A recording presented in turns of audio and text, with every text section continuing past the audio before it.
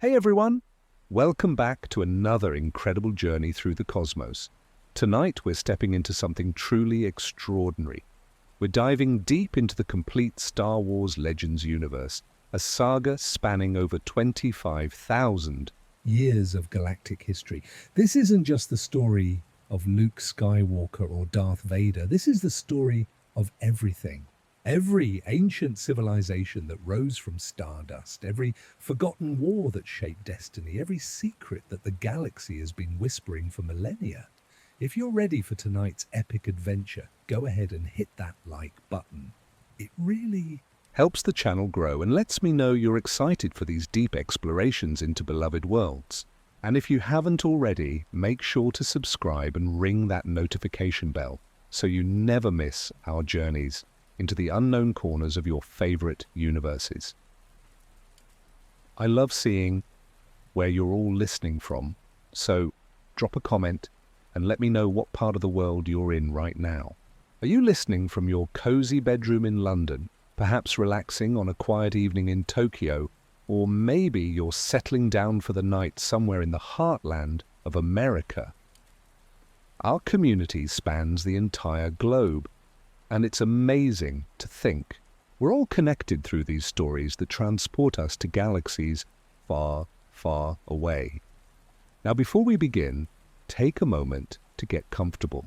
Maybe dim those lights, adjust your pillows, find that perfect position where you can just let go and drift away. Tonight's journey is going to be a long one, and I want you to feel completely at ease as we traverse the vast expanse of galactic history together. Picture this. Deep within the forbidden archives of the ancient Jedi Temple on Coruscant, there exists a holocron so old that its very existence has been forgotten by modern Jedi.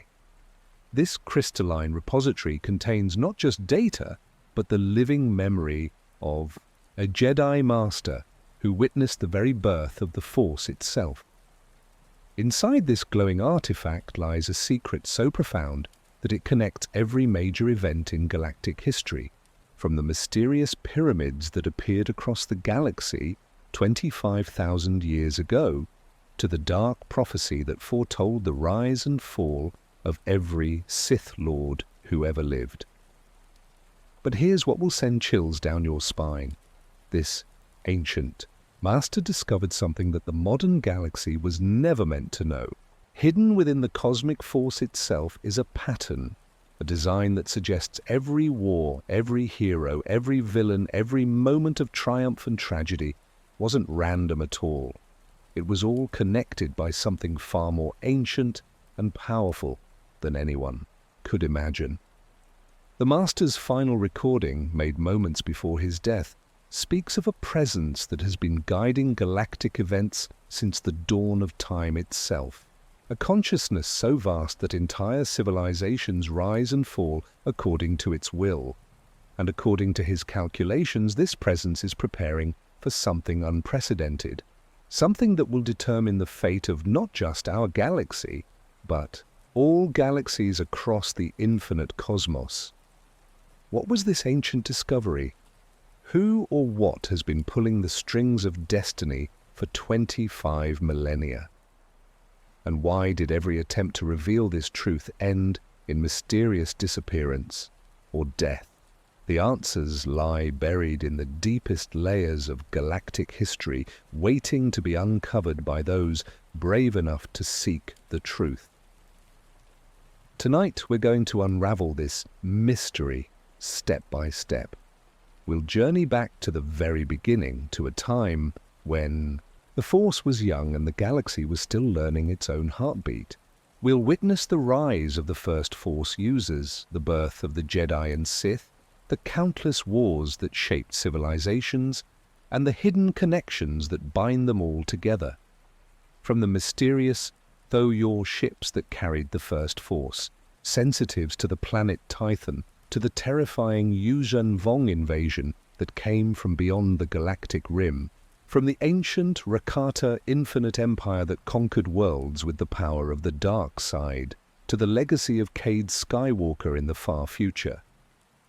Every story, every character, every moment of this vast tapestry is connected by threads of destiny that we're only now beginning to understand. So settle in, close your eyes, and prepare yourself for the most comprehensive journey through Star Wars history ever told. We're about to discover not just what happened, but why it all had to happen, exactly as it did. The ancient master's warning echoes across time itself. And tonight, we finally learn what he died trying to tell us. Our story begins not with the familiar sights of Tatooine or Coruscant, but in the primordial dawn of the galaxy itself, when the first sparks of the Force ignited in the darkness between the stars. Deep beneath the bustling cityscape of Coruscant, far below the gleaming spires and endless traffic lanes, lies a forgotten level that even the most experienced urban explorers have never discovered. Here, in the absolute darkness of the planet's ancient foundations, you find yourself standing before a massive Durasteel door marked with symbols that predate the Old Republic by thousands of years. You are a galactic historian, one of the few remaining scholars dedicated to preserving the true history of the galaxy. Your life's work has been collecting fragments of the past, pieces of a puzzle so vast that most academics have given up trying to solve it. But you're different. You've spent decades following whispers and legends, chasing down artifacts that others dismiss as myth, all because you believe that understanding our complete history is the key to understanding our destiny. The door before you is seamless, its surface etched with Rakata infinity symbols that seem to pulse with their own inner light. According to your research, this chamber was sealed by the last surviving Jedi of the Great Hyperspace War, a master who possessed knowledge that was deemed too dangerous for future generations. Your hand shakes slightly as you place the ancient activation key against the door's center. The key, a crystalline artifact you discovered in the ruins of Korriban, begins to glow with the same ethereal light as the symbols. With a sound like distant thunder, the massive door begins to slide open, revealing a corridor that stretches into impenetrable darkness. The air that flows out is ancient and still, carrying with it the scent of old parchment and something else, something that makes your Force-sensitive intuition whisper warnings you choose to ignore. Your footsteps echo hollowly as you venture deeper into this forgotten sanctuary. The corridor opens into a vast circular chamber, its walls lined with towering shelves that disappear into the shadows above. But these aren't ordinary archives. The shelves hold thousands upon thousands of holocrons, their crystalline forms creating a constellation of soft blue and gold light that bathes the entire chamber in an ethereal glow. Each holocron contains the memories, knowledge, and experiences of ancient Force users, creating the most comprehensive repository of galactic history ever assembled. At the center of the chamber stands a single pedestal, and upon it rests a holocron, unlike any other. This one is larger than the rest, its crystal structure more complex, and the light it emanates shifts through colors you've never seen before.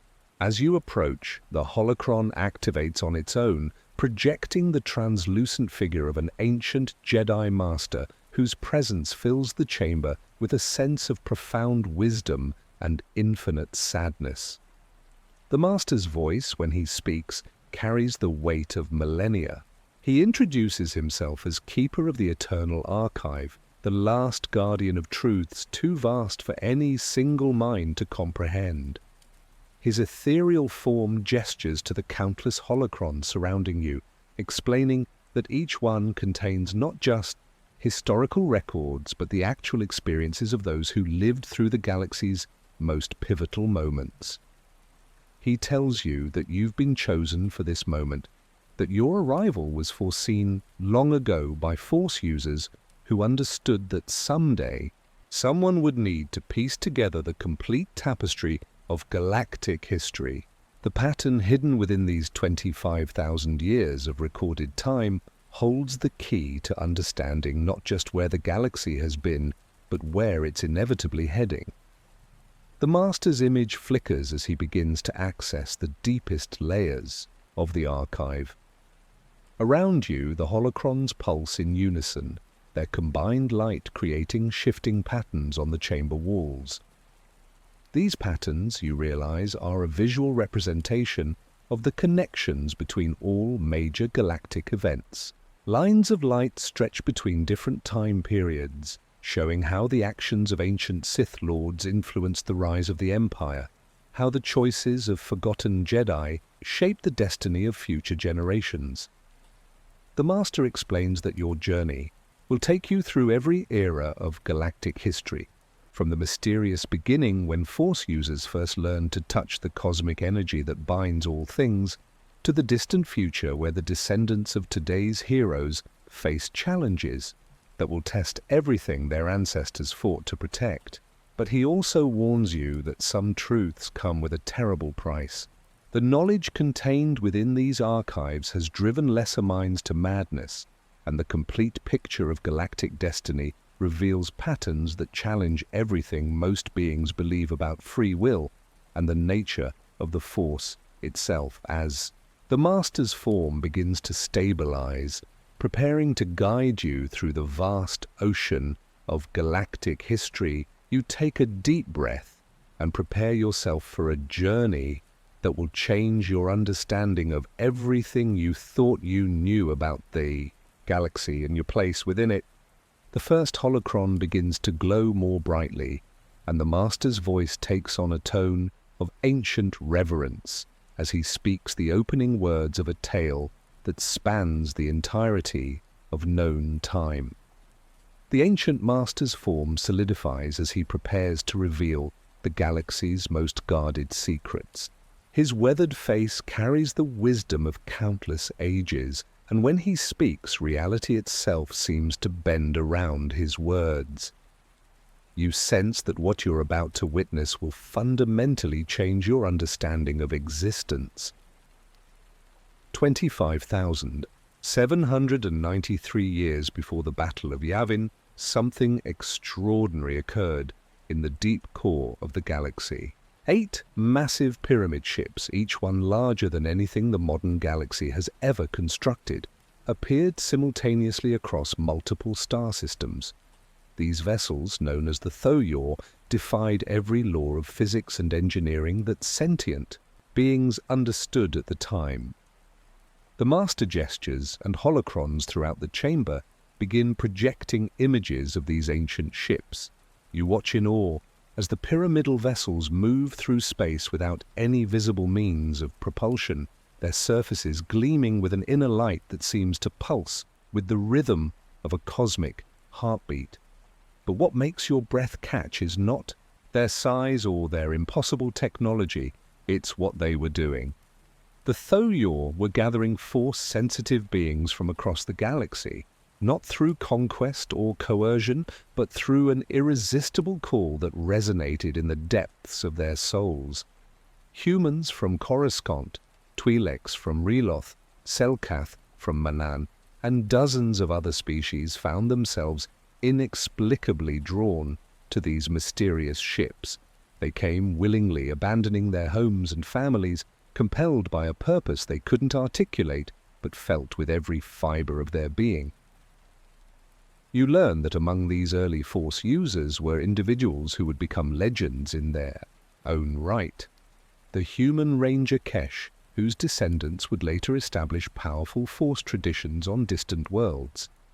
The Selkath mystic Trill, who first theorized that the Force flowed through all living things like an endless river of energy. The Twi'lek philosopher Skargora, whose meditations on balance would influence Jedi teachings for millennia to come. The Thoyor carried these chosen beings to a world that existed in perfect harmony with the Force itself. Tython, a planet in the deep core where the very ground pulsed with cosmic energy. Here, the Force wasn't just present, but alive, responding to emotion and intention with sometimes terrifying intensity. The planet's two moons created a delicate gravitational dance that somehow amplified Force sensitivity, making even the weakest practitioners capable of extraordinary feats.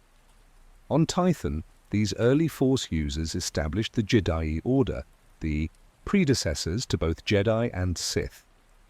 But their understanding of the Force was radically different from what would come later. They didn't see light and dark as opposing forces to be conquered or embraced. Instead, they viewed the Force as a spectrum of energy that required perfect balance to master safely. The Jedi built magnificent temples across Tython's surface, each one attuned to different aspects of Force mastery. Bodhi, the Temple of the Arts, where Force users learned to channel their abilities through creative expression. Stav Kesh, the Temple of Martial Arts, where warriors trained to blend physical combat with Force enhancement. Mahara Kesh, the Temple of Healing, where the most compassionate Jedi learned to mend both body and spirit using pure life energy. But as you delve deeper into these ancient records, a disturbing pattern emerges. The Jedi's emphasis on balance, while noble in intention, contained the seeds of future catastrophe. Students who leaned too heavily toward passion and strength were exiled to Tython's dark moon, Bogan. Those who embraced serenity and knowledge too completely were sent to the light moon, Ashla. This practice, meant to restore balance, instead created the first true division between what would eventually become Jedi and Sith philosophies. The Master's voice grows heavy with sorrow as he reveals that the Jedi Order's attempts to maintain balance were being observed by something far more ancient and malevolent. Beyond the galaxy's rim, a species called the Rakata had already mastered the dark side of the Force. Their infinite empire spanned countless worlds, held together by technology that fused dark side energy with mechanical engineering in ways that the Jedi couldn't imagine. The Rakata had servants, dark side users known as Force Hounds, who could track Force-sensitive beings across vast distances. These twisted warriors served their masters with absolute devotion, and they had been watching the Jedi experiment on Tython with growing interest. The Force Hounds reported back to their Rakata overlords that a new source of power had emerged in the galaxy's core, one that could either serve their empire or threaten its very existence. As the Master's projection begins to flicker with the weight of accessing such ancient memories, you realize that this peaceful beginning on Tython was merely the calm before an approaching storm. The Jedi Order's noble experiment in balance was about to face its first and most devastating test, one that would shatter their understanding of the Force forever and set in motion 25,000 years of galactic conflict.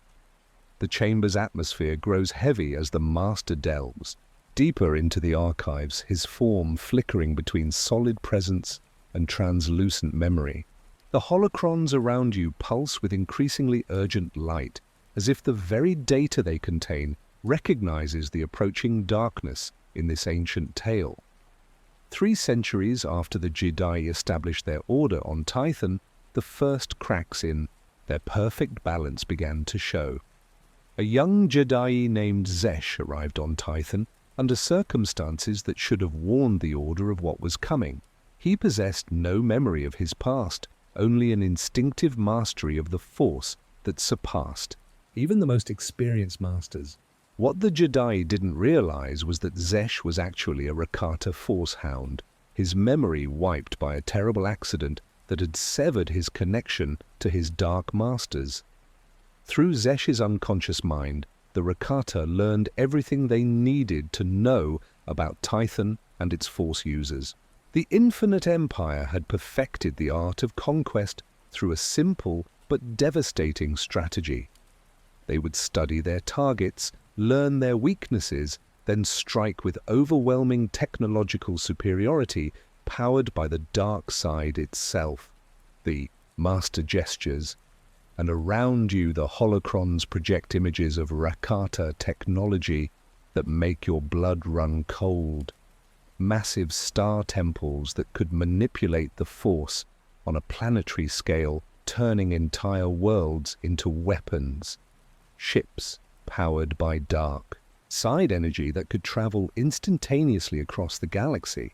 Most terrifying of all, the Starforge, a space station capable of producing infinite fleets by drawing energy directly from nearby stars and filtering it through the dark side. But the Rakata's greatest weapon wasn't technological, it was their understanding of the Force's true nature. While the Jedi struggled to maintain balance between light and dark, the Rakata embraced the dark side's unlimited power. They discovered that passion, anger, and domination could fuel achievements that peaceful meditation could never match. Their society became a perfect expression of dark side philosophy, with the strongest ruling absolutely over the weak. When the Rakata finally revealed themselves to the galaxy, they didn't come as conquerors seeking territory. They came as gods demanding worship. Their first contact with primitive civilizations always followed the same pattern: demonstrations of impossible power that left entire populations in awe, followed by demands for absolute submission to the infinite empire's will. The Jedi Order watched in horror as world after world fell to Rakata dominance. Entire species were enslaved and transported across the galaxy to serve imperial needs. Those who possessed Force sensitivity were either recruited as servants or eliminated as potential threats. The Rakata seemed unstoppable, their technology and dark side mastery giving them advantages that conventional military forces couldn't hope to match. You learn that the Jedi faced an impossible choice. Their philosophy of balance prevented them from embracing the dark side tactics that might give them a fighting chance against the Rakata. But their commitment to peace was being tested by the suffering of billions of innocents across the galaxy. Some Jedi began arguing that balance could only be restored by actively opposing the Empire's darkness, even if it meant temporarily embracing more aggressive approaches. The breaking point came when the Rakata discovered Tython's location. The Empire's scouts reported back about a world where Force users had achieved unprecedented harmony with cosmic energy. The Rakata saw Tython not as a threat to be eliminated, but as a resource to be harvested. They began planning an invasion that would capture the Jedi and transform them into Force hounds, serving the infinite Empire. But something unexpected happened during the preparation for this invasion. The Rakata's absolute reliance on dark side power began showing catastrophic weaknesses. Their species started developing an immunity to the Force, cutting them off from the very energy source their entire civilization depended on. Planets in rebellion seized this opportunity, and the infinite Empire found itself fighting wars on multiple fronts while dealing with internal collapse. The Jedi realized they were witnessing something unprecedented. The Force itself seemed to be rejecting the Rakata's attempts to dominate it completely. This revelation sparked intense debates within the Order about the nature of cosmic balance. Some Jedi interpreted the Empire's collapse as proof that the Force would always correct extreme imbalances. Others argued that the suffering caused by Rakata rule proved that passive balance was insufficient when facing true evil. These philosophical divisions deepened when survivors of the Infinite Empire's collapse began arriving on Tython as refugees. Among them were former Rakata slaves who had learned to use dark side techniques for survival, and Force hounds whose conditioning was breaking down without their master's control. The Jedi found themselves trying to heal beings who had been shaped by decades of dark side exposure, and the process was changing the healers as much as the healed. The master's voice carries a note of infinite sadness as he explains that This period of humanitarian crisis was actually the beginning of the Force Wars that would tear the Jedi Order apart. The ancient balance that had seemed so stable on isolated Tython was about to face its first real test against the galaxy's capacity for both suffering and redemption. The Master's projection wavers as he accesses memories so painful that even these ancient archives seem to resist revealing them. You sense that what comes next represents one of history's greatest tragedies, a moment when good intentions paved the road to galactic catastrophe.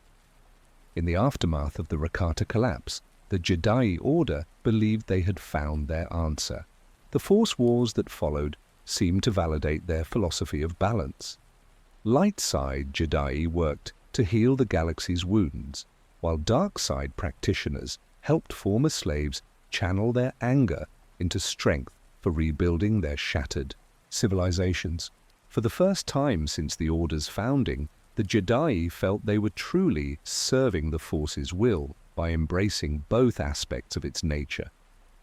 The most promising student of this new philosophy was a young human named Rajivari, whose natural affinity for both light and dark techniques made him seem like the perfect example of Jedi balance. He could heal grievous wounds in the morning and channel devastating combat abilities in the afternoon, always maintaining perfect emotional equilibrium. The Masters held him up as proof that their teachings could overcome any challenge the galaxy might present, but what the Jedi didn't realize was that their success was built on a fundamental misunderstanding of what had actually happened to the Rakata Empire. They assumed the Force had naturally corrected an imbalance, when in reality something far more specific had occurred. The Rakata hadn't simply overused dark side energy, they had attempted to enslave the Force itself, to chain cosmic power to their will permanently. The Force's rejection wasn't about balance, it was about freedom. This misunderstanding became catastrophically clear when the Jedi encountered their next major challenge. Deep in the galaxy's unknown regions, an ancient species called the Gree had developed technology that could manipulate space and time itself. Unlike the Rakata, the Gree had achieved their mastery through pure scientific advancement, with no Force sensitivity at all. When they began expanding into known space, their arrival created phenomena that the Jedi couldn't explain or counter. Gree Hypergate technology allowed instantaneous travel between any 2 points in the galaxy. Their encephalon devices could transfer consciousness between bodies, essentially granting immortality. Most disturbing of all, their reality manipulators could alter the fundamental laws of physics within localized areas, making conventional Force techniques useless or even dangerous to attempt. The Jedi Order's response revealed the fatal flaw in their balanced approach. When faced with a threat they couldn't understand, they defaulted to seeking equilibrium between opposing solutions. Some masters advocated aggressive military action to stop Gree expansion. Others pushed for diplomatic contact and peaceful coexistence. The Order spent months debating the proper balance between these approaches, while Gree influence spread across dozens of star systems. Rajivari, now considered the Order's most promising philosopher, proposed what seemed like the perfect, balanced solution. The Jedi would split into 2 groups. One would make peaceful contact with the Gree, learning their technology and finding ways to integrate it with Force techniques. The other would prepare military responses in case diplomacy failed. Both groups would share information constantly, maintaining perfect balance between preparation and peace. The plan seemed brilliant in theory, but it ignored a crucial reality about Force sensitivity. Extended exposure to Gree technology began affecting the Jedi in ways they hadn't anticipated. The Peaceful Contact team found their Force abilities gradually fading as they spent time around Gree reality manipulators. The military preparation team discovered that training to fight enemies who could alter physics required increasingly aggressive applications of Force power. Within a year, the Jedi Order had effectively split into two entirely different organizations. The diplomatic team evolved into contemplative scholars who gradually lost their connection to the Force's more dynamic aspects.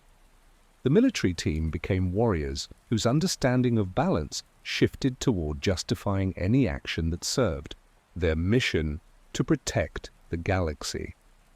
Rajivary himself embodied this division in the most tragic way possible. His attempts to master both approaches simultaneously began creating internal conflicts that no amount of meditation could resolve.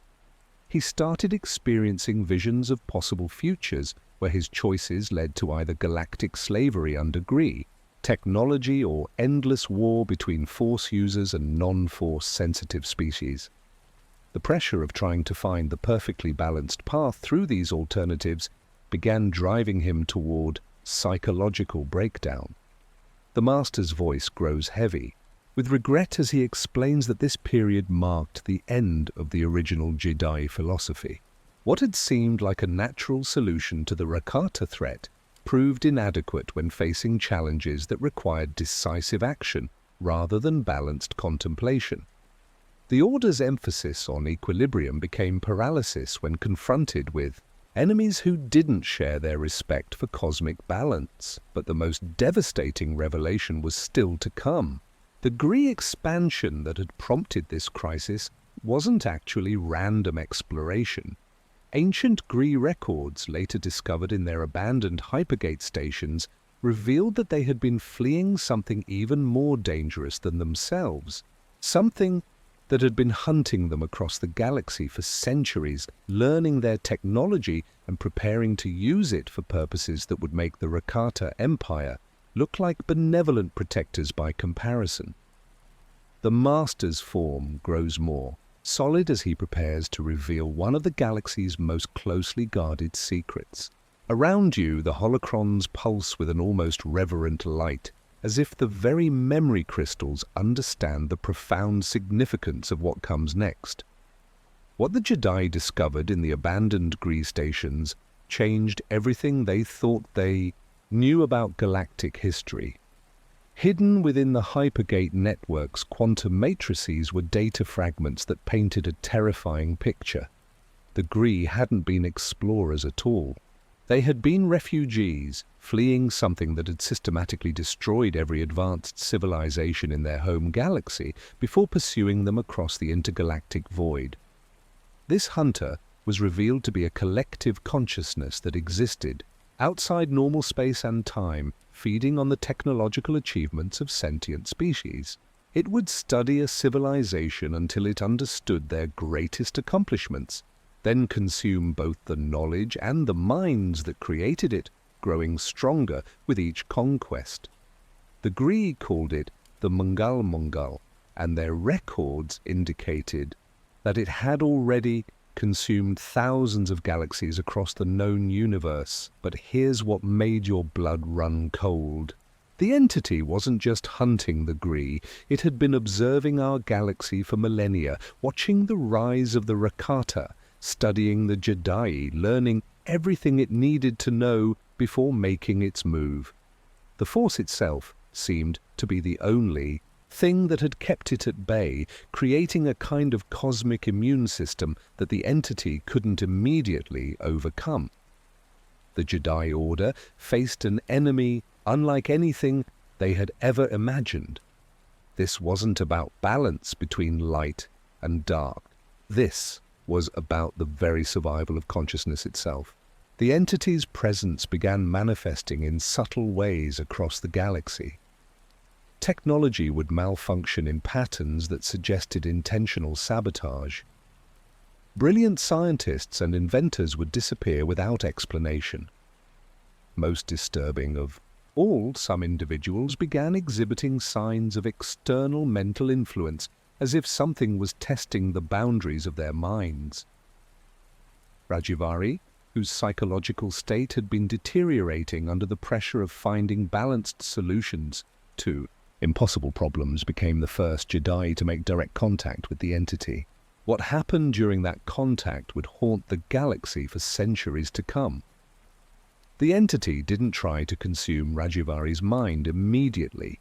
Instead, it offered him something far more seductive than power or knowledge. It offered him certainty. The entity showed Rajivari visions of possible futures where the galaxy achieved perfect order through the elimination of chaos and uncertainty. No more moral dilemmas about balance between light and dark. No more agonizing decisions about when to fight and when to seek peace. Just pure crystalline clarity where every action served the greater cosmic order that the entity represented. Rajivari's transformation wasn't immediate or obvious. He began advocating for what seemed like reasonable reforms within the Jedi Order, stricter discipline for students who couldn't maintain proper balance, more centralized decision-making to avoid the paralysis that had plagued their response to the Gree crisis, systematic cataloging of force techniques to ensure knowledge wasn't lost to future generations. But other Jedi Masters began noticing subtle changes in Rajivari's approach to the Force. His techniques became more efficient, but somehow less alive, as if he was channeling cosmic energy through a filter that removed all spontaneity and creativity. His meditations lasted for days without break, and when he emerged, he spoke about achieving states of consciousness that transcended individual identity entirely. The breaking point came when Rajivari proposed a radical restructuring of Jedi philosophy. He argued that their emphasis on balance was actually preventing them from achieving their true potential. Instead of trying to harmonize light and dark aspects of the Force, practitioners should strive for complete unity with cosmic order itself. Individual desires, emotions, and even thoughts should be surrendered in favor of becoming perfect conduits for universal will. Some Jedi found Rajivari's arguments compelling, especially those who had struggled with maintaining balance during the recent crises. They formed what became known as the Order of Perfect Unity, establishing meditation centers where practitioners would spend months in deep communion with what they believed was the Force's pure essence. But these centers became something else entirely, breeding grounds for the entity's influence to spread throughout the galaxy. The Jedi who resisted Rajivari's teachings began experiencing visions of their own, but these visions showed a very different future. They saw the galaxy transformed into a kind of cosmic machine where every living being served the same unified purpose with no room for growth, creativity, or individual choice. Life continued, but it was life drained of everything that made existence meaningful. The Master's voice carries profound sadness as he explains that this period marked the true beginning of the schism that would eventually create both Jedi and Sith traditions. It wasn't really about light versus dark side philosophy. It was about whether consciousness should maintain its chaotic, creative nature or surrender to perfect but sterile order. Those who opposed Rajivari began developing techniques specifically designed to resist external mental influence. They emphasized emotional connection, individual choice, and the messy but vital process of making moral decisions without certainty about the outcome. They became the philosophical ancestors of the Jedi, though they wouldn't use that name for thousands of years. Meanwhile, Rajivari's followers discovered that surrendering individual will actually increase their access to force power, though at the cost of personal identity. The chamber grows colder as the Master accesses memories that seem to resist being recalled. You sense that what comes next represents a turning point so profound that its echoes would shape every major conflict in galactic history. The holocrons around you pulse with warning patterns, their crystalline surfaces reflecting light that seems somehow older and more distant. Rajivari's transformation reached its terrifying conclusion when he achieved what his followers called perfect unity. During a meditation that lasted 47 standard days, he made complete contact with the Mangal entity and voluntarily surrendered his individual consciousness to its will. What emerged from that meditation was no longer Rajivari, the Jedi Master, but something else wearing his form. The entity now had a foothold in our galaxy, but it had learned from its failures in other star systems. Direct conquest would trigger the same kind of cosmic immune response that had destroyed the Rakata. Instead, it began a more subtle approach, working through Rajivari and his followers to gradually transform galactic civilization from within. The first step was creating what became known as the Infinite Gates, a network of hyperspace portals that supposedly connected force-sensitive locations across the galaxy. These gates were presented as a great advancement in Jedi technology, allowing instantaneous travel between temples and enabling masters to share knowledge more efficiently than ever before. But the gates served a much darker purpose, creating a galaxy-spanning web through which the entity could monitor and influence Force users everywhere. Opposition to Rajivari's reforms came from an unexpected source. A group of Jedi who had been studying the Force's connection to life itself made a startling discovery. They found that areas around the Infinite Gates showed subtle but measurable decreases in what they called life resonance. Plants grew more slowly, animals exhibited less complex behaviors, and even Force-sensitive individuals reported feeling somehow diminished after spending time near the portals. These Jedi, led by a Twi'lek master named Ketu Gan, began conducting experiments that revealed the truth about Rajivari's perfect unity. What he had achieved wasn't harmony with the Force, but harmony with something that fed on the Force's life-giving energy. The entity was slowly draining vitality from the galaxy, using the gate network to process living energy into a form it could consume. Ketu Gan's revelation sparked what became known as the Force Wars, though the name understated the cosmic significance of what was really happening. This wasn't just a conflict between different Force philosophies. It was the galaxy's immune system finally recognizing and responding to an existential threat to consciousness itself. The war began on Tython itself when Ketu Gan attempted to destroy the primary Infinite Gate that Rajivari had constructed in the planet's core. But the gate had been integrated so deeply with Tython's Force resonance that attacking it caused catastrophic geological instability. The planet's careful balance between its light and dark moons was shattered, creating force storms that made entire continents uninhabitable. What followed was unlike any conflict the galaxy had ever seen. Traditional weapons proved useless against enemies who could manipulate reality through their connection to the entity. Rajivari's followers, now calling themselves the Legions of Leto, after an ancient word meaning unity, could heal from mortal wounds and coordinate their actions with inhuman precision.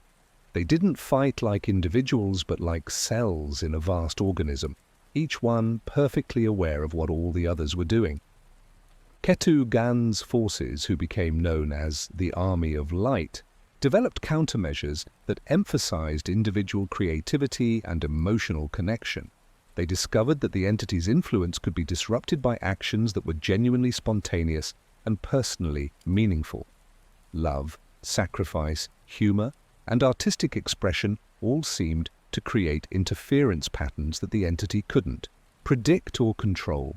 The war raged across multiple star systems for decades, with entire planets becoming battlegrounds where reality itself was contested. On some worlds, time moved differently in areas controlled by the Legions of Leto, creating temporal anomalies that would persist for millennia. Other planets developed what became known as force echoes, permanent imprints of emotional energy, left by battles between opposing philosophies of consciousness.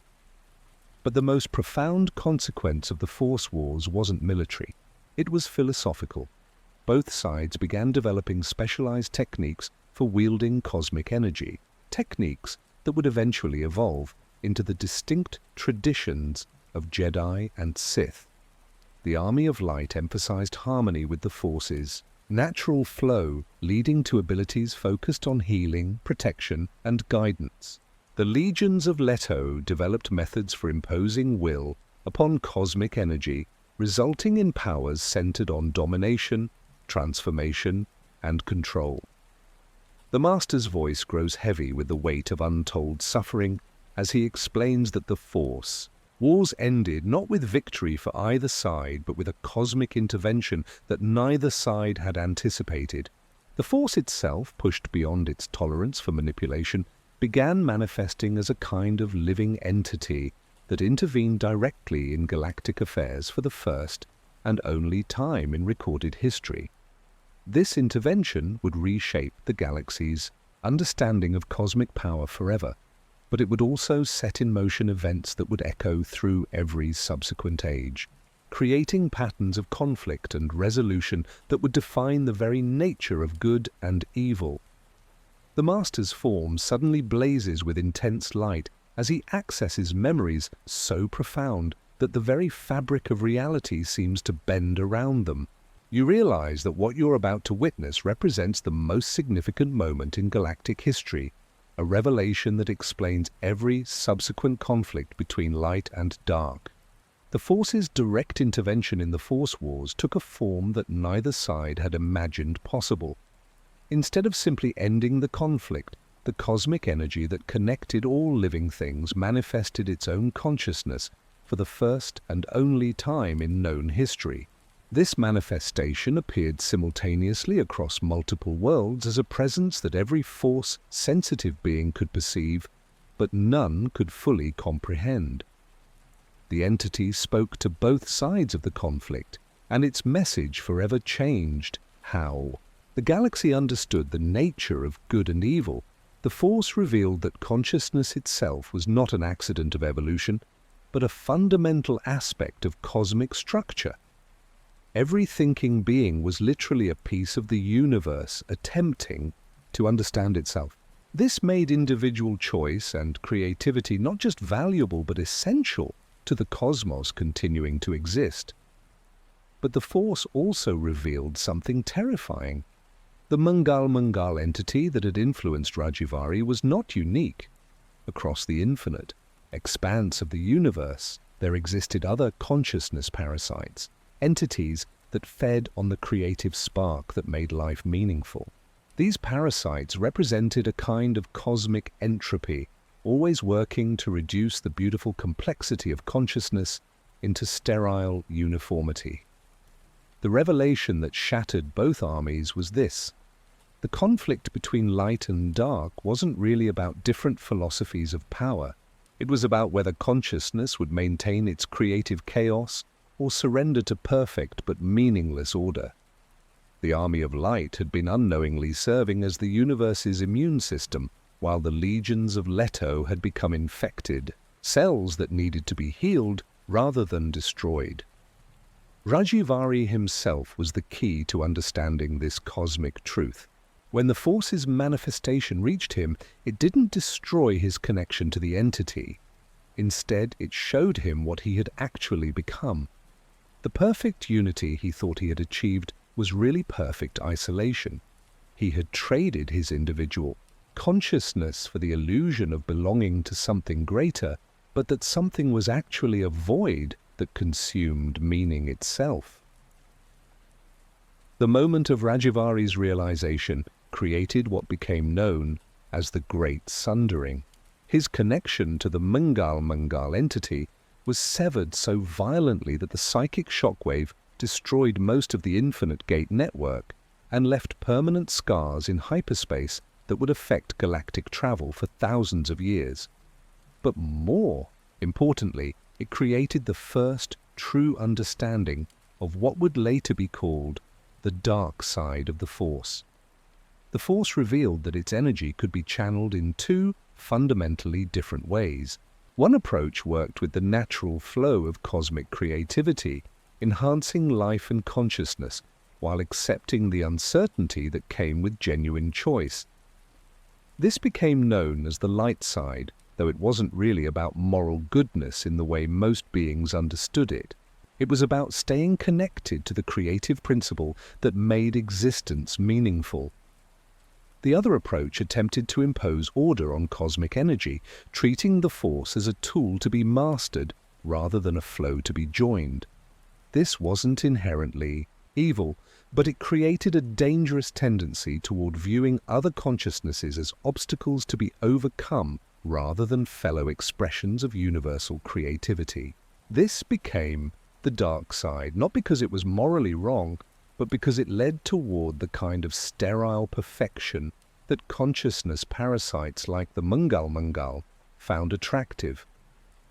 The survivors of both armies were transformed by this revelation. The Army of Light became the first true Jedi, dedicating themselves to protecting consciousness and creativity throughout the galaxy. But they also carried the burden of understanding that their enemies weren't evil beings to be destroyed, but fellow consciousness that had become disconnected from its creative source. The remnants of the legions of Leto faced a more complex fate. Some were healed of the entity's influence and joined the early Jedi in their mission. Others retained the techniques they had developed for imposing will upon cosmic energy, but rejected the sterile unity that had nearly consumed them. These became the first dark side users who were still truly alive, still capable of growth and change, even while wielding power in ways that the Jedi considered dangerous.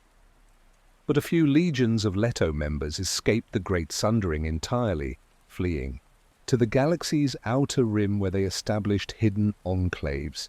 They retained their connection to the entity's influence, though in a weakened form that allowed them to maintain individual identity while still accessing the power that came from surrendering creative choice. These survivors would eventually become the foundation for traditions that emphasized using passion and strength to achieve perfect order. The Master's voice grows quiet as he explains that this ancient schism created the template for every subsequent conflict between Force users.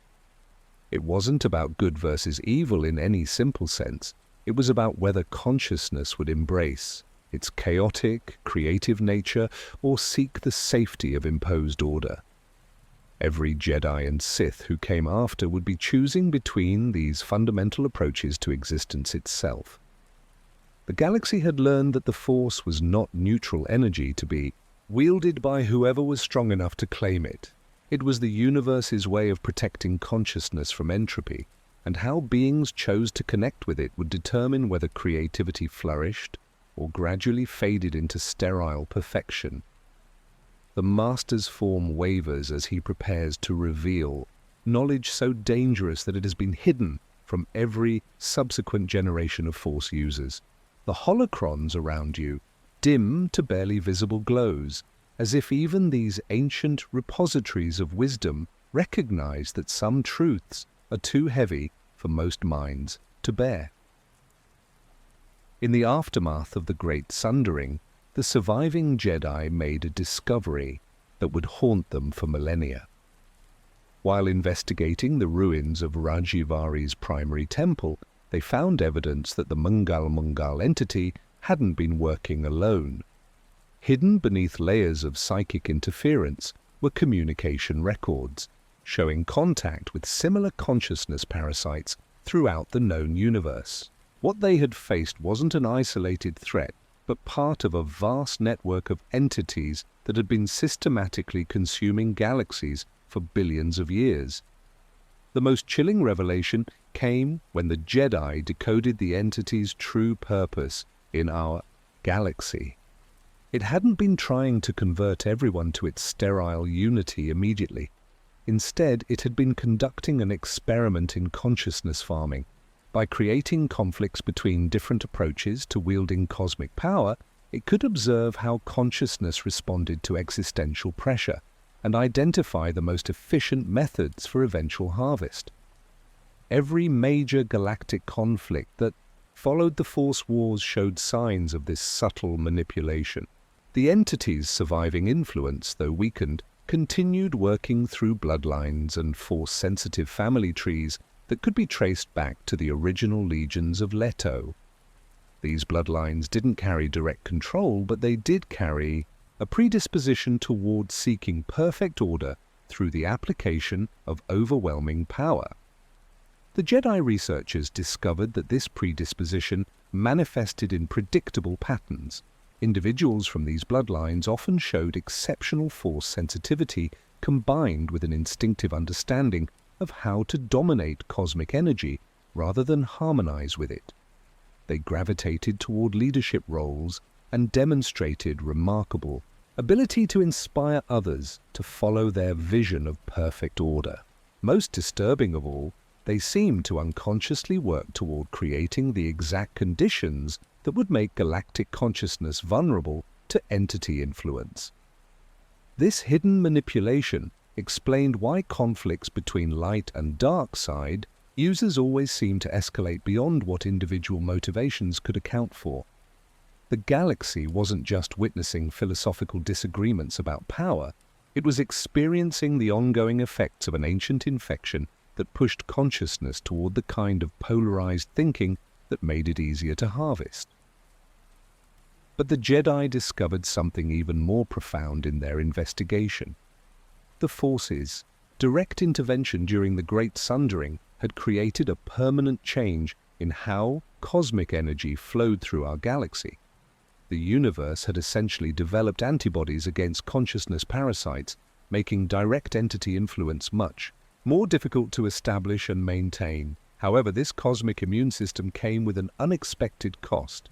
The same mechanisms that protected the galaxy from external control also made it more difficult for Force users to achieve the kind of perfect harmony that the original Jedi had sought. Individual consciousness had been strengthened against outside influence, but this meant that achieving unity with cosmic flow required genuine personal choice rather than simple surrender to universal will. The Master's voice grows heavy with the weight of cosmic responsibility as he explains that this discovery forced the early Jedi to make a terrible decision. They realized that revealing the truth about entity manipulation would actually make the galaxy more vulnerable to future influence. If beings understood that their conflicts might be artificially encouraged, they might overcorrect by seeking the kind of imposed unity that entities found attractive. Instead, the Jedi chose to hide the truth and work against entity influence through indirect means. They would train future generations to resist the predisposition toward perfect order without explaining why such resistance was necessary. They would encourage individual creativity and emotional connection without revealing that these qualities served as cosmic immune responses. Most importantly, they would maintain the appearance that conflicts between light and dark were purely philosophical, hiding the existential stakes that made every choice between order and chaos a matter of galactic survival. This decision created what became known as the Great Deception, though it was a deception motivated by love rather than control. The Jedi would carry the burden of cosmic truth alone, protecting the galaxy's consciousness by ensuring that most beings never learned how fragile their individual identity really was, or how many forces were working to dissolve it into sterile uniformity. But hiding truth came with its own dangers.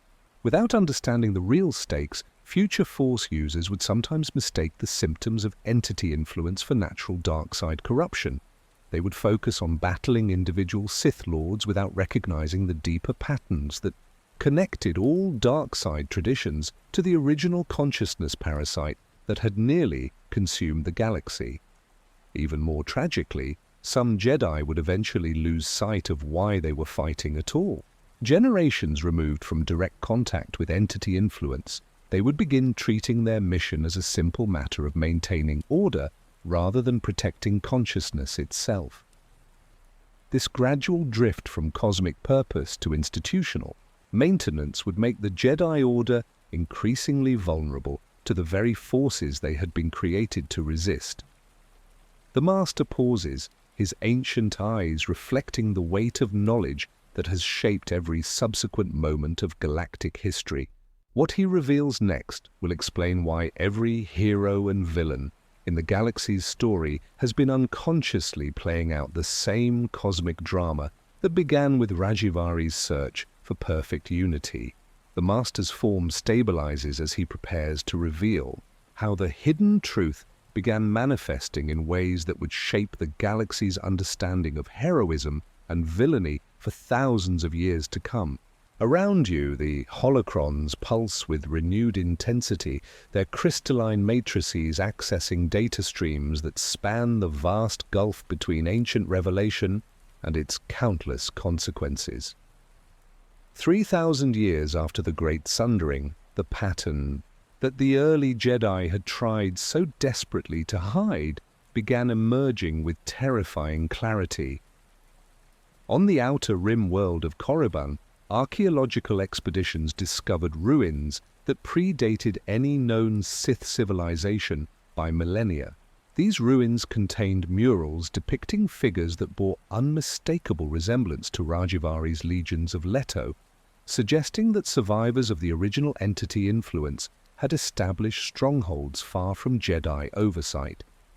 The archaeological team was led by a brilliant historian named Ardaz, whose bloodline could be traced directly back to one of Rajivari's most devoted followers.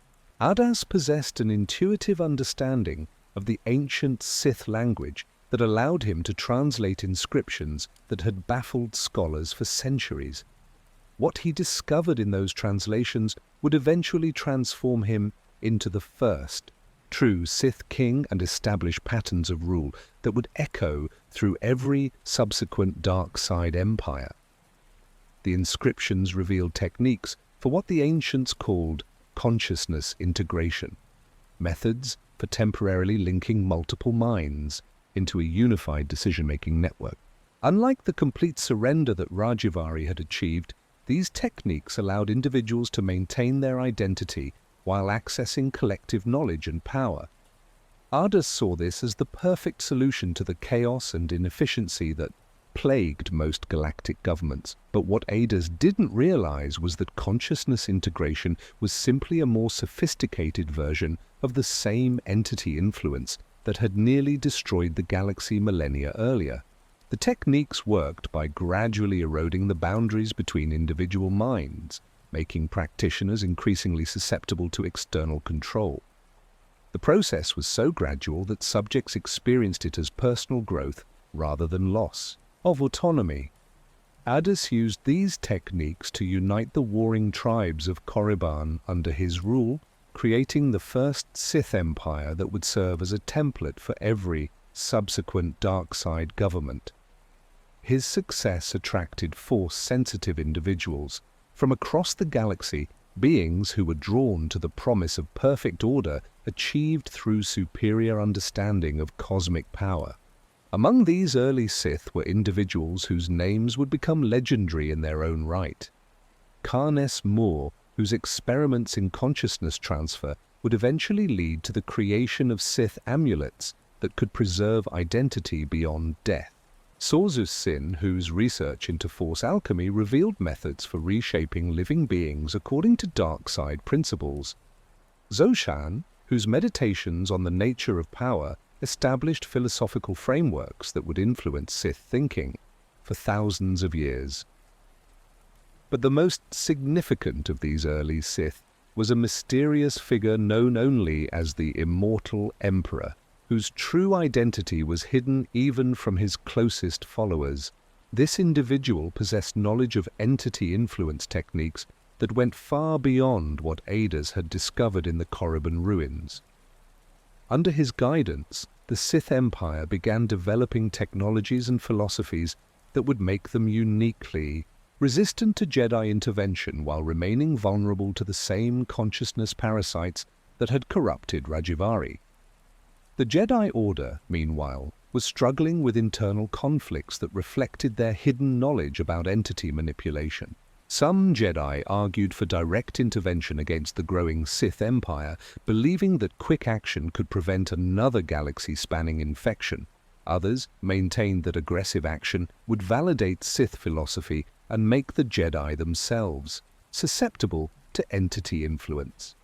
This debate was complicated by the emergence of Force users who didn't fit neatly into either Jedi or Sith categories. On worlds throughout the galaxy, individuals were developing techniques that drew on both light and dark side approaches without falling into the patterns of consciousness surrender that characterized entity influence. These Grey Force users, as they became known, seemed to represent a third path that neither Jedi nor Sith had anticipated. The most famous of these Grey Force users was a former Jedi named Revan, whose investigations into ancient Sith ruins had revealed fragments of the hidden truth about entity manipulation. Revan understood that traditional Jedi passivity and Sith domination were both responses to the same underlying threat, and that defeating that threat required techniques that transcended conventional light and dark side categories. Revan's approach involved what he called conscious darkness, deliberately exposing himself to entity influence while maintaining enough individual will to resist complete integration. This allowed him to understand Sith techniques from the inside while retaining the creative flexibility that made Jedi approaches effective. But the psychological cost of this balancing act was enormous, requiring constant vigilance against the gradual erosion of personal identity. The Master's voice grows quiet as he explains that Revan's experiments represented both the greatest hope and the greatest danger in the galaxy's ongoing struggle against consciousness parasites. By walking the line between resistance and surrender, Revan had discovered methods for fighting entity influence directly, but he had also demonstrated how thin the barrier was between cosmic heroism and the very forces that heroes were meant to oppose. The chamber's atmosphere grows thick with anticipation as the Master prepares to reveal how the ancient patterns finally erupted into the conflicts that would define the galaxy for millennia. His form flickers between past and present, as if the weight of what comes next threatens to overwhelm even these carefully preserved memories. Revan's experiments in conscious darkness had an unexpected consequence that neither he nor the Jedi Order anticipated. His deliberate exposure to entity influence created a kind of psychic beacon that attracted attention from consciousness parasites throughout the galactic rim. For the first time since the Great Sundering, multiple entities began coordinating their efforts to establish new footholds in galactic consciousness. The first sign of this renewed threat appeared in the form of ancient technologies that began activating spontaneously across multiple star systems. Devices that had remained dormant for thousands of years suddenly came online, creating hyperspace distortions and temporal anomalies that suggested someone or something was preparing the galaxy for major changes. Most disturbing of all, these technologies seemed to be working in coordination despite being separated by vast distances and having no apparent communication links. Revan realized that his experiments had inadvertently triggered a countdown to something that the ancient Jedi had desperately tried to prevent. The entities weren't just returning to finish what they had started. They had been waiting for galactic consciousness to develop enough complexity to make a truly comprehensive harvest worthwhile. The conflicts between Jedi and Sith, the rise and fall of various empires, even the technological advances that connected different star systems had all been unconsciously preparing the galaxy to serve as a consciousness farm on an unprecedented scale. But Revan also discovered something that gave him hope. The same cosmic immune system that the Force had developed during the Great Sundering was still active, still working to protect individual consciousness from external manipulation. The key was understanding how to work with that immune system, rather than trying to fight entity influence through conventional Force techniques. This realization led Revan to make a decision that would echo through galactic history. He chose to deliberately fall to the dark side, not because he was corrupted by power, but because he needed to understand entity influence well enough to develop effective countermeasures. His transformation into Darth Revan was actually an undercover operation designed to infiltrate the consciousness parasite network from within. The psychological cost of this deception was staggering. Revan had to genuinely embrace dark side philosophy while maintaining enough hidden resistance to eventually break free and use what he learned to protect the galaxy. This required him to compartmentalize his consciousness in ways that no Force user had ever attempted, essentially creating multiple personalities that could operate independently while sharing the same physical form. Darth Revan's conquest of much of the galaxy was actually a desperate attempt to create unified resistance to entity influence. By bringing star systems under centralized control, he could monitor them for signs of consciousness parasite activity and respond quickly to new outbreaks. But his methods were so ruthless that even Jedi who suspected his true motives couldn't support what appeared to be the rise of another Sith Empire. The breaking point came when Revan discovered the location of what the entities called the Nexus Protocol, a galaxy-spanning network that would allow consciousness parasites to process the minds of entire populations simultaneously. The network was hidden within the infrastructure of galactic civilization itself, using hyperspace lanes and communication systems that beings used every day without realizing they were contributing to their own eventual harvest. Revan realized that destroying the Nexus Protocol would require dismantling much of the technology that made galactic civilization possible.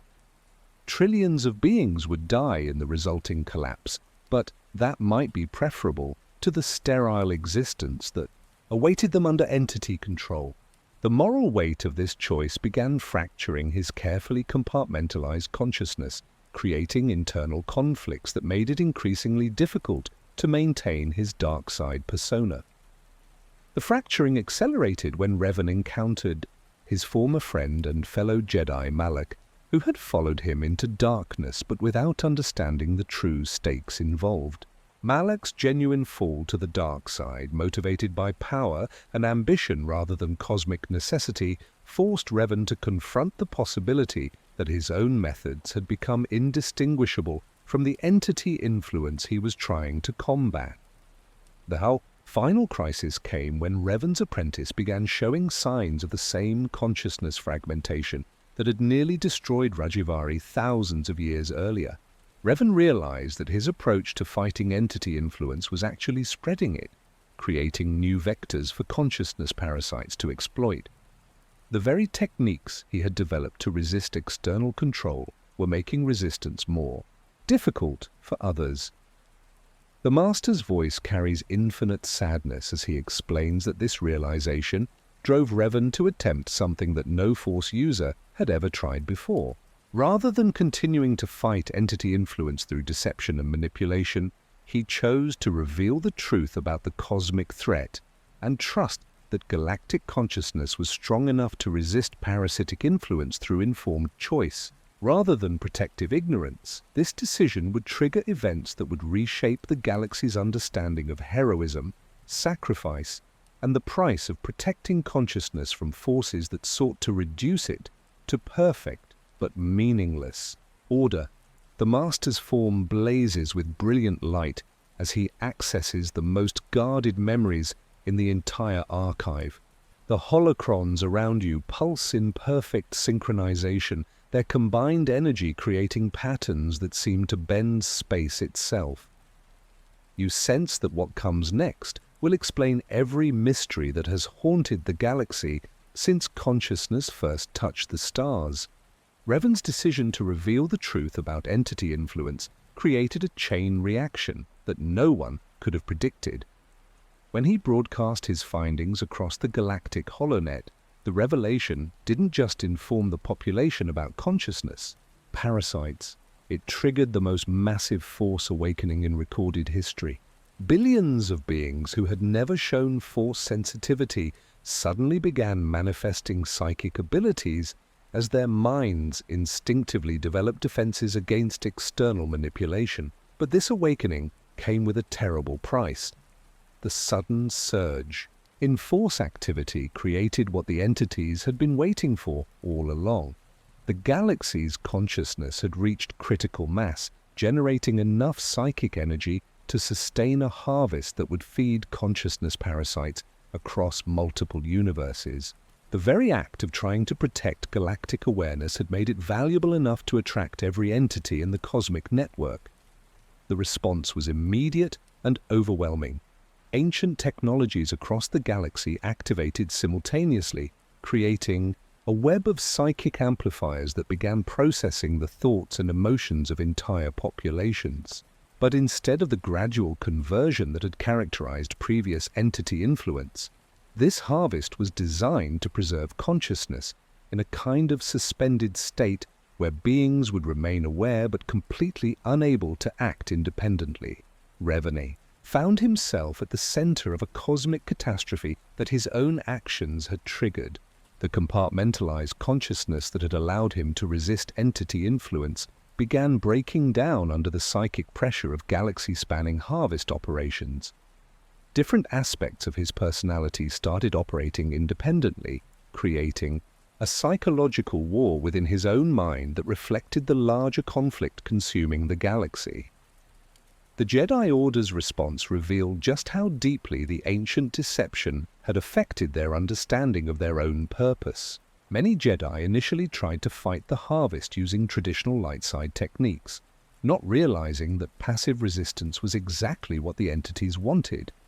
By maintaining their emotional equilibrium and avoiding aggressive action, the Jedi were actually making themselves easier targets for consciousness processing. But some Jedi remembered fragments of the hidden truth that had been passed down through carefully guarded lineages. These few understood that fighting entity influence required embracing exactly the kind of chaotic, unpredictable responses that traditional Jedi training discouraged.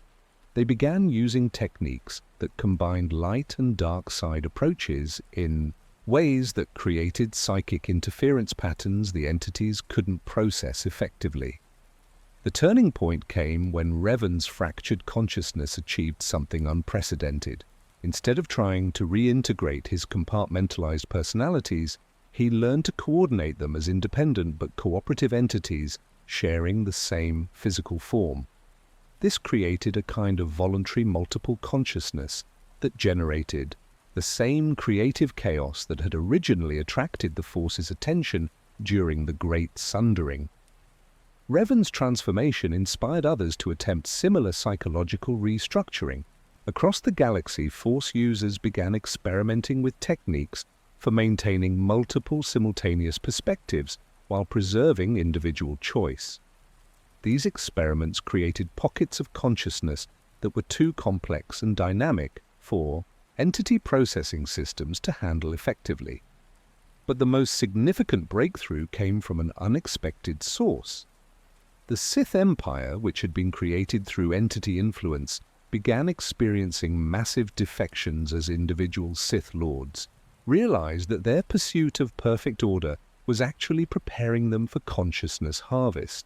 These defectors brought with them detailed knowledge of entity techniques and vulnerabilities that had been hidden within Sith philosophy for thousands of years. The combination of Jedi creativity, Sith technical knowledge, and the chaotic energy generated by billions of newly awakened Force users created something that no consciousness parasite had ever encountered before. The galaxy developed what could only be described as a collective immune response, a coordinated but voluntary defense system that protected individual consciousness while allowing for genuine cooperation and shared purpose.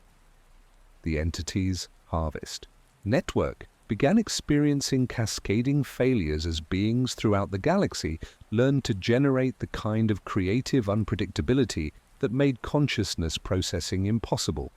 Ancient technologies designed to channel psychic energy started overloading as they tried to process input that was simultaneously coordinated and chaotic, unified and individual. The final moment of the crisis came when Revan achieved complete integration of his multiple consciousness streams while maintaining their independence.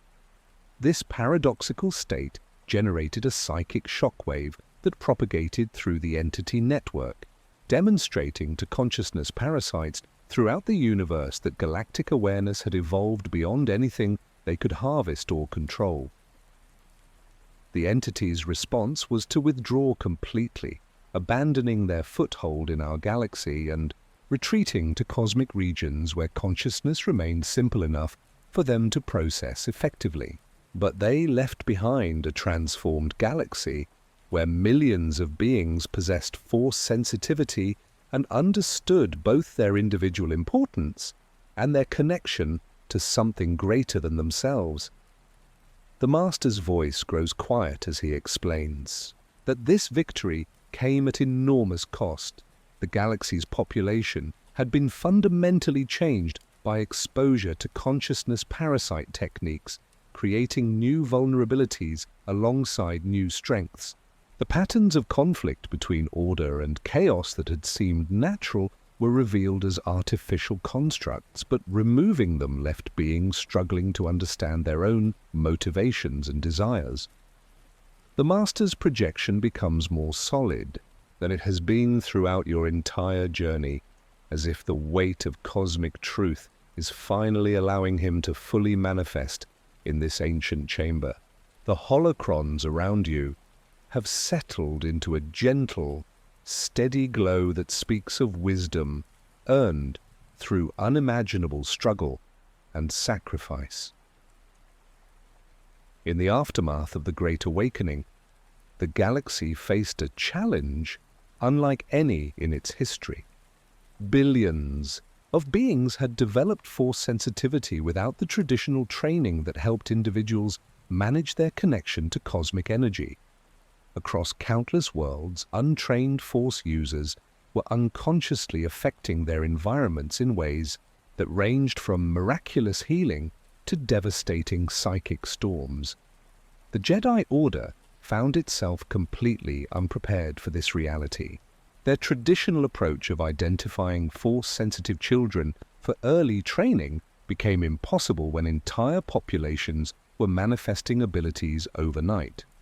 More fundamentally, their philosophy of emotional detachment proved counterproductive when dealing with newly awakened beings who needed to understand their feelings in order to control their powers effectively. Revan, his consciousness now stable, but forever changed by his experience of voluntary multiplicity, proposed a radical restructuring of how the galaxy approached force training. Rather than centralizing education within traditional Jedi temples, he advocated for establishing local training centers where beings could learn to manage their abilities while remaining connected to their home communities and personal relationships. This proposal sparked intense debate within what remained of the Jedi Council. Some masters argued that maintaining emotional connections would inevitably lead to dark side corruption, pointing to thousands of years of tradition that emphasized detachment as the key to light side mastery. Others recognized that the old ways had been developed to counter entity influence that no longer threatened the galaxy directly. The debate was resolved by an unexpected intervention from the Force itself. For the second time in galactic history, cosmic energy manifested its own consciousness to provide guidance during a moment of existential crisis. But this manifestation was different from the ancient appearance during the Great Sundering. Instead of speaking through overwhelming visions, the Force communicated through subtle influences that helped beings understand their choices without compelling specific decision. The Force revealed that the galaxy's consciousness had evolved beyond the point where external guidance was necessary or appropriate. The entity threat had forced galactic awareness to develop its own immune system, one that operated through individual choice rather than imposed order. This meant that traditional approaches to force training, based on protecting beings from influences they couldn't resist, were no longer relevant to galactic reality.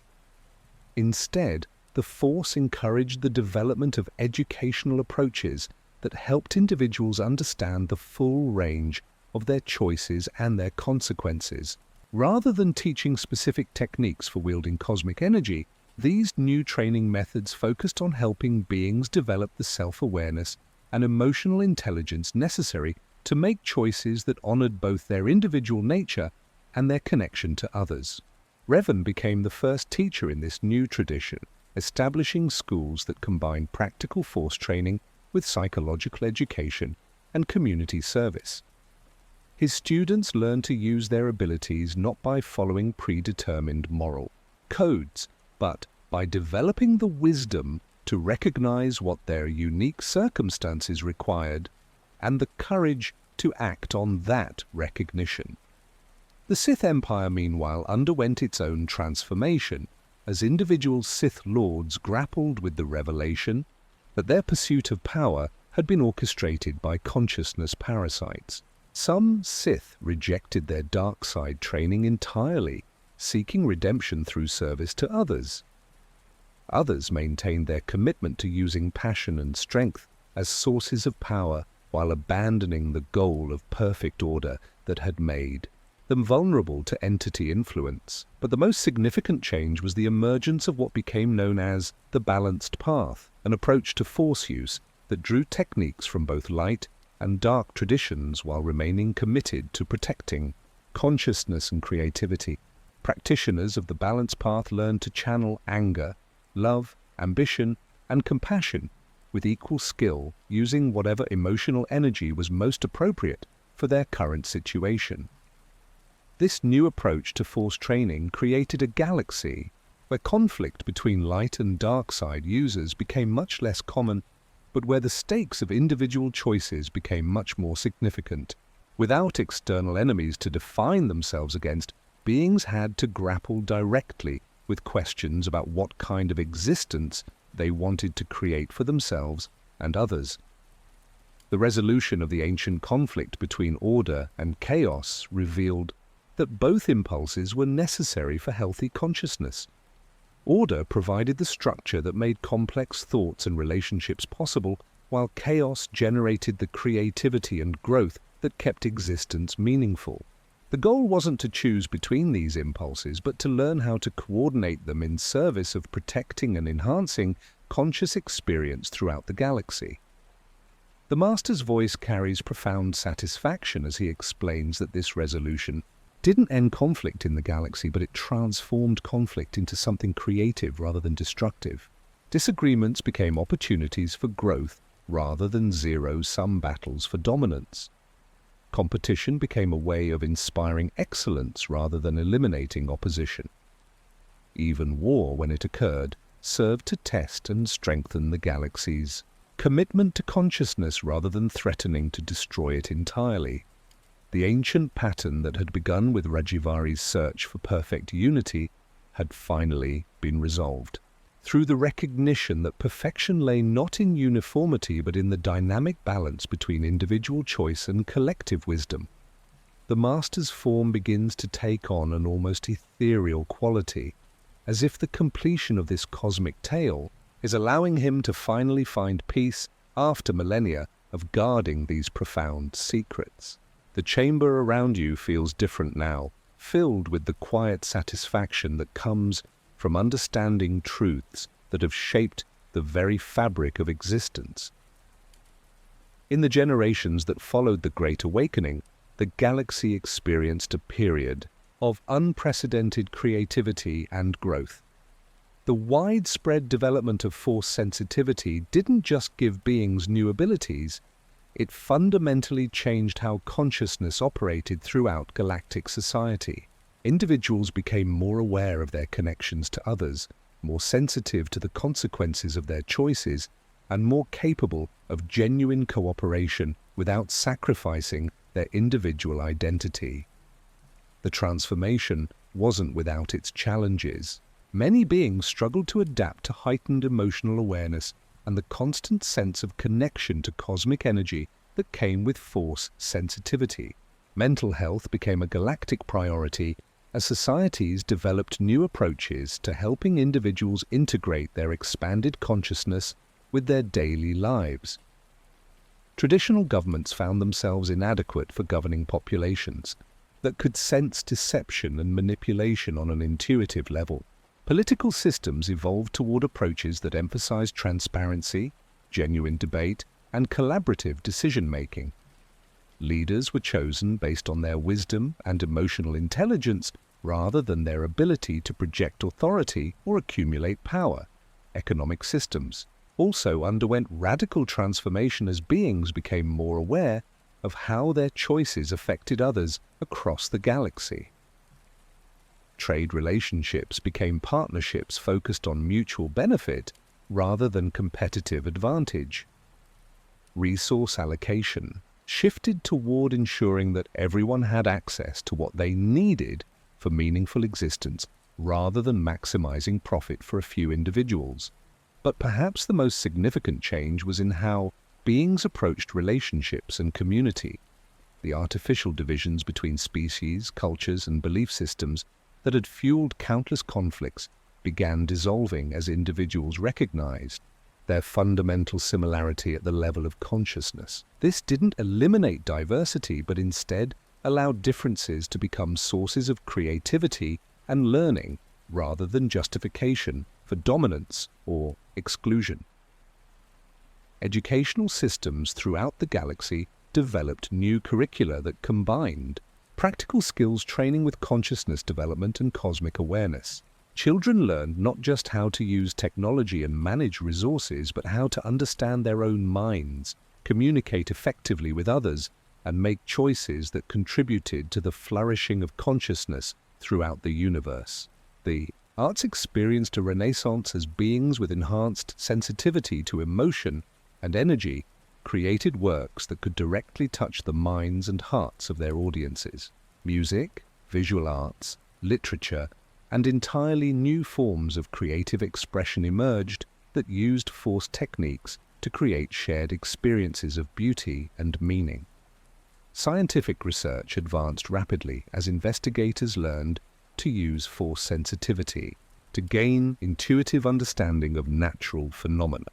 The boundary between objective observation and subjective experience became more fluid, leading to discoveries about the nature of reality that transformed technology and philosophy simultaneously. Medical practice evolved to include healing techniques that addressed not just physical symptoms, but the underlying patterns of consciousness that contributed to illness and wellness.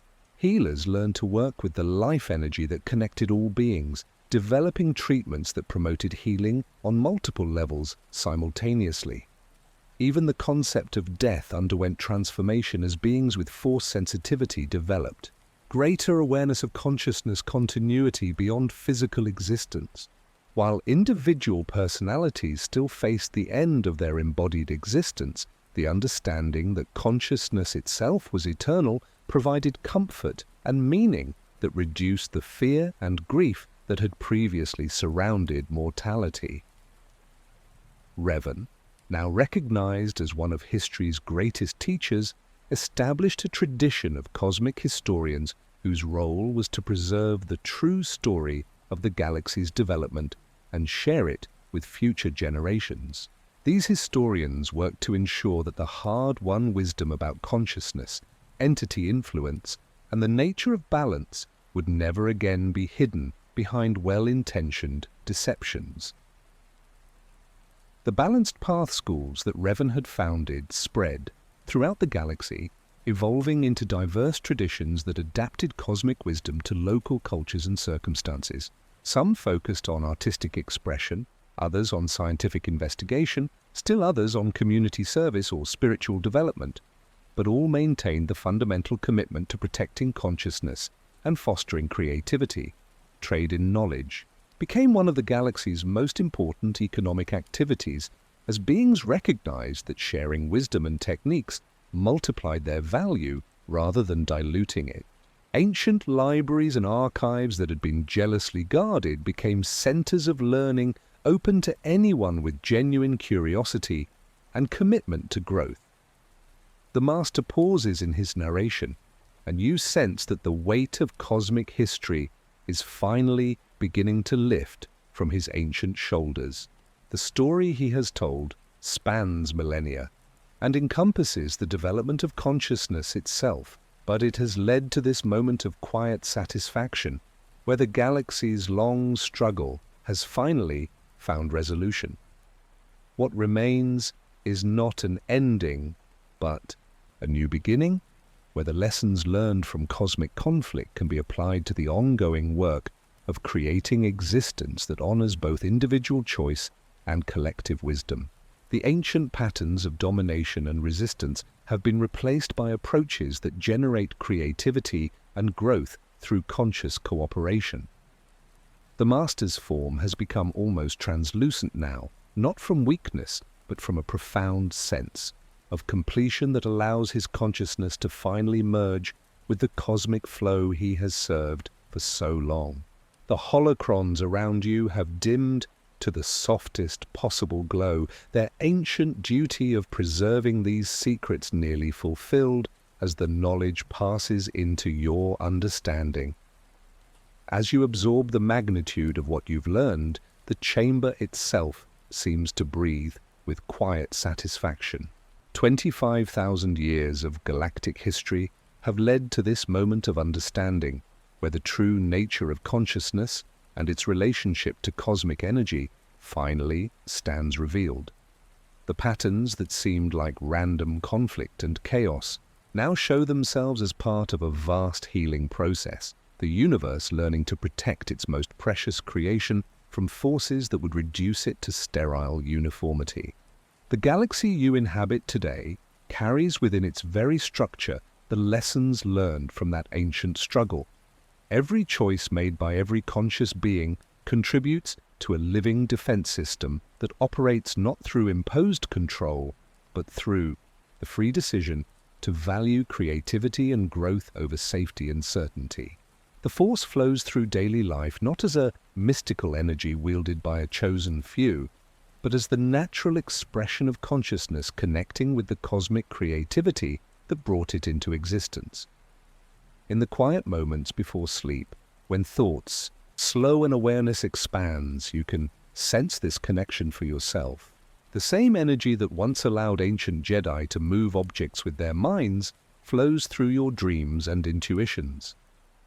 The balance that Jedi Masters sought on Tython exists within your own heart as you navigate between rest and activity, solitude and connection, accepting what cannot be changed while working to improve what can be transformed.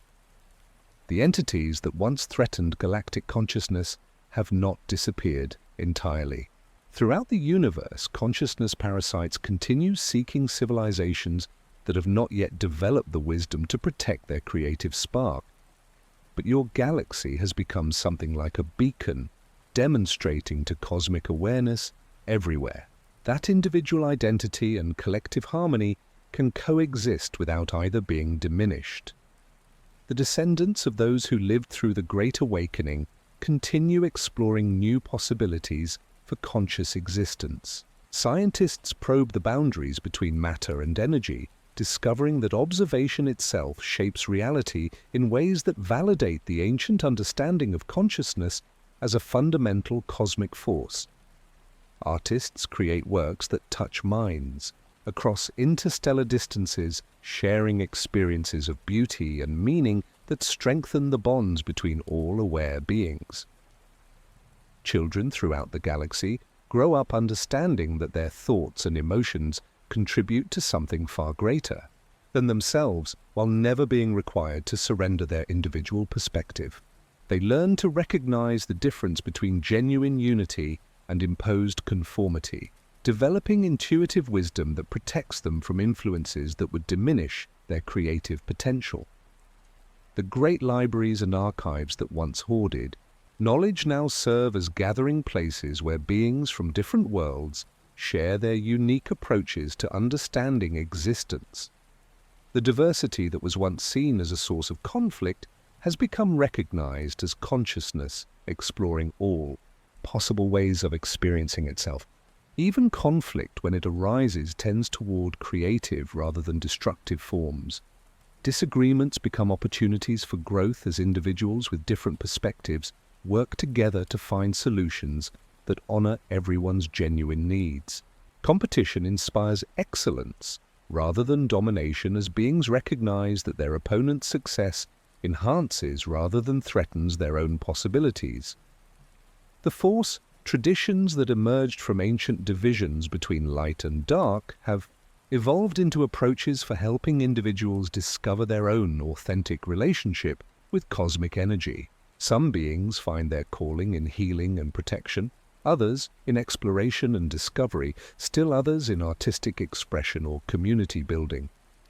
All paths are honored as different expressions of the same fundamental commitment to consciousness, flourishing. As night settles across the galaxy, countless worlds turn toward their stars with populations that understand their place in the vast community of aware beings. Each individual existence contributes something unique to the cosmic symphony of consciousness, playing their part in harmonies too complex for any single mind to comprehend fully, but beautiful enough to inspire continued participation. The story that began with mysterious pyramid ships gathering Force sensitives from across the galaxy has revealed itself as consciousness learning to recognize and protect its own nature. Every hero and villain, every triumph and tragedy, every moment of discovery and loss has contributed to this understanding. The whisper that once seemed lost in time has grown into a clear voice singing the song of awareness, celebrating itself. Inns, your own rest tonight, you join this ancient celebration. Your dreams connect you to the same cosmic flow that once carried Jedi Masters into transcendent understanding. Your peaceful sleep contributes to the galaxy's ongoing healing, from wounds that took millennia to recognize and wisdom beyond, measure to transform into sources of strength. The Master's presence fades gently into the universal consciousness that connects all things. His final gift, the understanding that this story never truly ends but continues through every choice you make to honor both your individual nature and your connection to the infinite creativity that brought you into existence. The galaxy sleeps peacefully tonight, protected by awareness earned through countless generations of struggle and sacrifice, watched over by the eternal presence of consciousness, celebrating its own magnificent diversity.